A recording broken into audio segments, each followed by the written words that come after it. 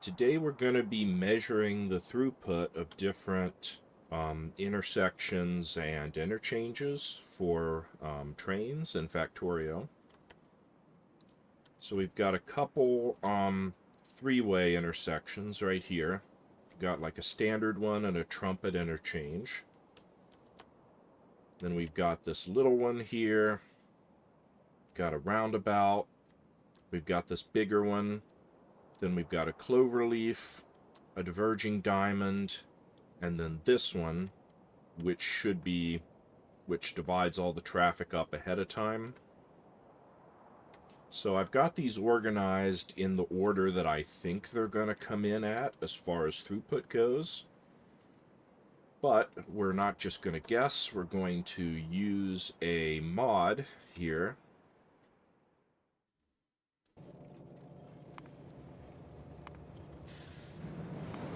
So we'll start this Testbench Controls editor template here. And so the way this works is you pick one of your blueprints. So I'll start with the three-way. And you place it here like that. And so it sets up these rails connected to it.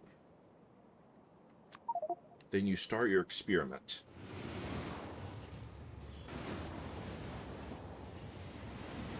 And as you can see here,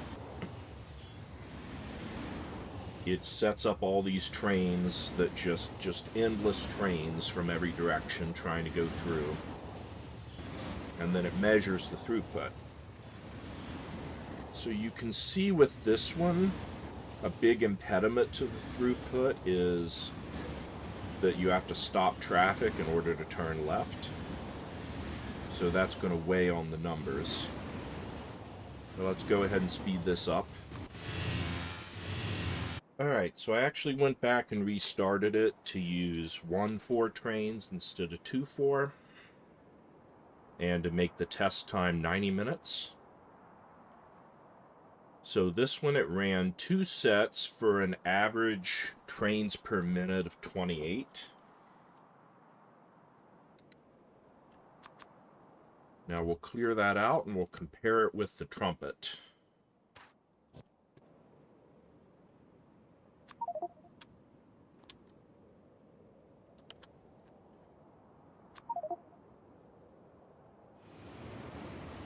So you can just see visually this one, it doesn't have to stop the intersection when it does left turns. They only need to stop when they're merging or following. So it should be much better, but we'll go ahead and speed this up and run the test. Alright, so this one was almost 60. So this is twice the throughput of the regular one. So, of course, that doesn't matter if you don't have enough traffic to utilize it, but it is much better if you do have the traffic. Double the throughput. Okay, let's move on to our 4-way intersections. Now we can't compare these directly to the 3-way because it's apples and oranges kind of. So this will be its own comparison. And so this should be pretty much the worst possible 4-way intersection because the entire center here is one block. Because there's not space to add any signals to the inside. So any train has to stop the entire intersection in order to go through. So this will be our baseline because it can't get any worse than this pretty much. Okay. So this one has an average score of 19. So 19 is going to be our baseline. Everything else should do better than this.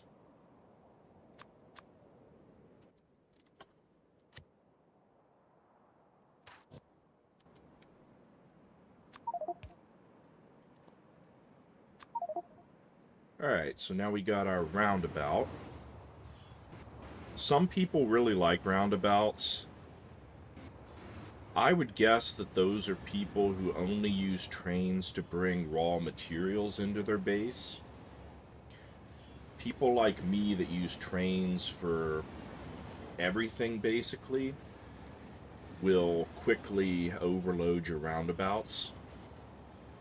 Unless, I guess if you do a city block, maybe your traffic would be distributed enough that you wouldn't overload a roundabout, but yeah, so this, you can see here, the blocks are better than the last intersection because we've got these little lights in the middle. So it's possible for two trains to use the intersection at the same time, but only if it's the right combination. If one of them's turning left, then that's going to block the whole intersection no matter what. Let's speed this one up. So the roundabout has an average score of 20.3. So just very slightly better than the previous one.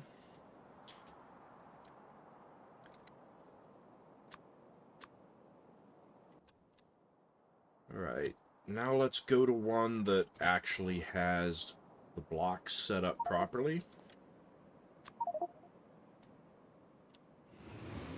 So this one you can see much bigger, but it does have space to have all the blocks signaled separately.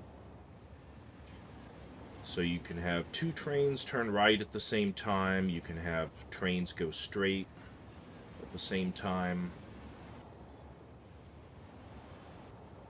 They still have to cross when they go left, but this should be about as well as you can do with a non-elevated intersection.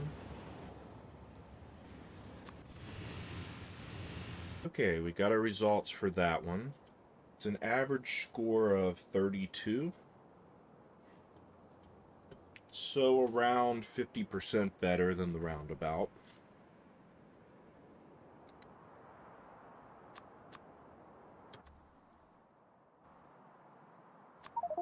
Alright, now let's go to our first elevated intersection.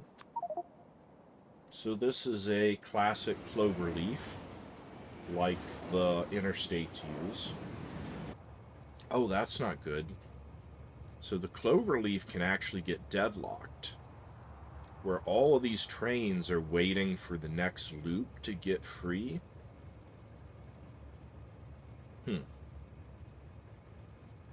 Yeah. So I'll put the Clover down as just a fail.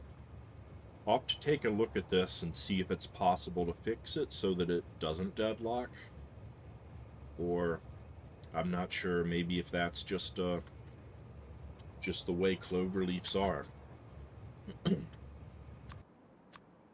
So get rid of that one. That one's a fail.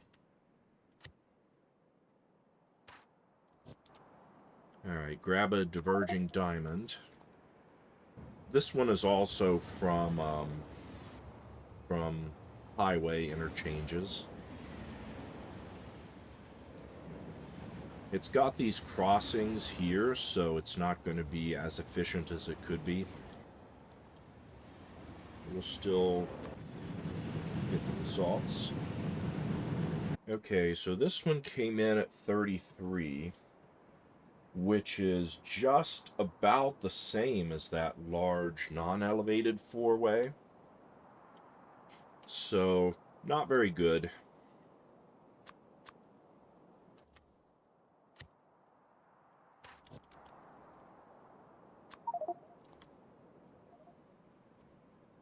Alright, now let's try this bad boy.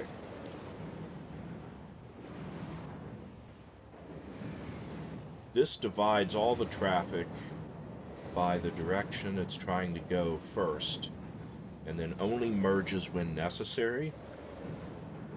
So it should be by far the best. Alright, so there's our results. 83.89. So that is nearly 3 times better than our large four-way, and more than 4 times better than a roundabout. Yeah, I wasn't expecting quite this much difference. There you have it. That's the results. And again, at low traffic, it doesn't really matter. But if you are designing a base where you're going to be using a lot of trains, might be good to use better intersections, or at least leave space so that you can upgrade them if it becomes a problem. Thanks for watching.